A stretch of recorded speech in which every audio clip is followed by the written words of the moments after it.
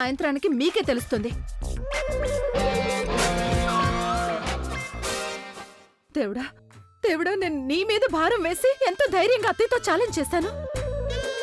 Please నాకు సాయం చేయి. అసలు అమ్మమ్మకి ఏమైందో నాకు అర్థం కావడం లేదు. ఆవిడున్నట్టుండి షరతుల మీద షరతులు పెడుతూనే ఉన్నారు. నేనెంతో సంతోషంగా బయటికి వెళ్తున్నాను, రోజంతా బయట ఉండొచ్చు అనుకున్నాను. కానీ లేదు, నేను ఇంట్లోనే ఉండాలని ఖచ్చితంగా చెప్పారు. ఇంట్లోనే ఉన్నాను అంటే ఆయన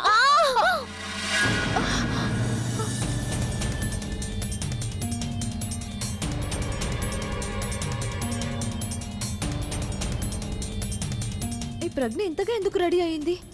ఒకవేళ తను కూడా వ్రతం చేయడం లేదు కదా? సరిపోయింది. ఇప్పుడు తన్ను కూడా వచ్చేసింది. నేను తనకు కూడా ఏదో ఒక కథ చెప్పాల్సి ఉంటుంది. ఈ చీర ఎందుకు కట్టుకున్నావు? ఈ చీరకేం ప్రాబ్లం ఉంది చెప్పు? ప్రాబ్లం కలర్ లో ఉంది. ఎవరైతే సుమంగళి వ్రతం చేస్తారో వాళ్ళే ఈ రంగు చీర కట్టుకుంటారు. అంటే దాని అర్థం నువ్వు కూడా. ప్లీజ్, నేను ఈ సుమంగళి వ్రతాన్ని ఎందుకు చేస్తాను? అయినా ఏంటి, చీర రెడ్ కలర్ అంతేగా. ఈ రోజు నాకు రెడ్ కలర్ చీర కట్టుకోవాలనిపించింది. రేపు ఎల్లో కట్టుకోవాలనిపిస్తే ఎల్లో చీర కట్టుకుంటాను. నీకు ప్రాబ్లం ఏంటి? రియలీ? అంటే నువ్వు చెప్పిన దానికి అర్థం ఏంటంటే ఈ రెడ్ సారీ కట్టుకోవడం ఒక కోఇన్సిడెన్స్ మాత్రమే కదా? నేను చెప్పిన దానికి అర్థమైతే ఇదే. కానీ నువ్వు నేను చెప్పింది నమ్మవు. ఎందుకంటే నీలాంటి వాళ్ళకి ఎప్పుడు లైఫ్ బోరింగ్ గా ఉంటుంది. అందుకని ఎదుటి వాళ్ళ లైఫ్ లో ఎక్సైట్మెంట్ వెతుకుతారు. ఇప్పుడు చూసాను కదా, అనవసరంగా నువ్వు నన్ను అనుమానిస్తున్నావు. నాకు కట్టుకోవాలనిపించింది, కట్టుకున్నాను. ఒకవేళ నువ్వు ఈ చీర గురించి ఇంకొక ప్రశ్న అడిగినా సరే అప్పుడు నాకు కోపం వస్తుంది. ఒకవేళ నాకు కోపం వచ్చిందంటే అప్పుడు నేను నిజంగానే వ్రతం చేస్తాను. అప్పుడు ఆలోచించు, నీ సంగతి ఏమవుతుంది. ఎందుకంటే పొరపాటునైనా భగవంతుడు నా మాట విన్నాడే అనుకో, అప్పుడు నీకు ప్రాబ్లం అవుతుంది. అదేమిటంటే ఆయన నా ఈ వ్రతం మీద నమ్మకం కూడా పెట్టుకుంటారు. ఉదయం ఆయన నన్ను పాయసం తింటూ కూడా చూశారు కదా. నువ్వే ఆలోచించు, భగవంతుడు ఒకవేళ నా ప్రార్థన విని నీ పెళ్లిని క్యాన్సిల్ చేసేశాడు అంటే అప్పుడు చెప్పు తన్ను, వ్రతం చేయనా? అలా ఏమీ జరగదు ప్రజ్ఞ. ఎందుకు జరగదు? చూడు తన్ను, ఆయన భగవంతుడు, ఆయనకు అందరి గురించి తెలుసు. అది ఇలా అయితే జరిగే అవకాశం ఉందిగా. నువ్వు ఏదో ఒక తప్పుడు పని చేసే ఉంటావు. దానికి ఆ భగవంతుడికి కోపం వచ్చుంటుంది.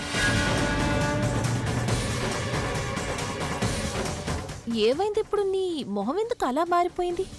నాకెందుకు ఇలా అనిపిస్తోంది, నువ్వు చేసిన తప్పుని నీకు గుర్తు చేశాను అని.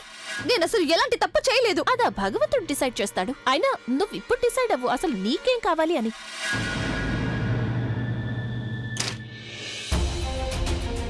ఒకవేళ నీకు ఈ విషయంలో భయంగా ఇవి లేదు కదా. నేను కనుక ఈరోజు సుమంగళి వ్రతం చేశాను అంటే అప్పుడు నీకు కాబోయే భర్త ఈరోజు నీకు బదులుగా నా వ్రతాన్ని పూర్తి చేస్తారేమోనని. నేను చెప్పానుగా అలాంటివి జరగవని. నీకు కావాలంటే వ్రతం చెయ్యి, లేకపోతే మానే.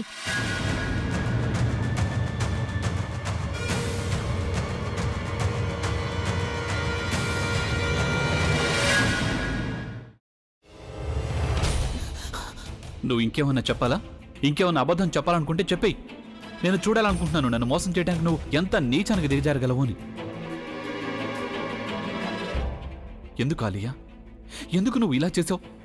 నీకు తెలుసు కదా, నానమ్మ తర్వాత నీ ఒక్కదానిని కదా నేను పూర్తిగా నమ్మేది. ఏమన్నావు నువ్వు?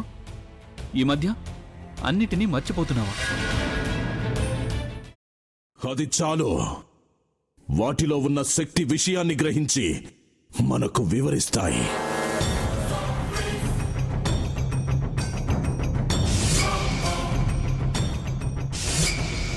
ఎవరు ఆ దండ విప్పొద్దు, గది తలుపులు తెరవద్దు.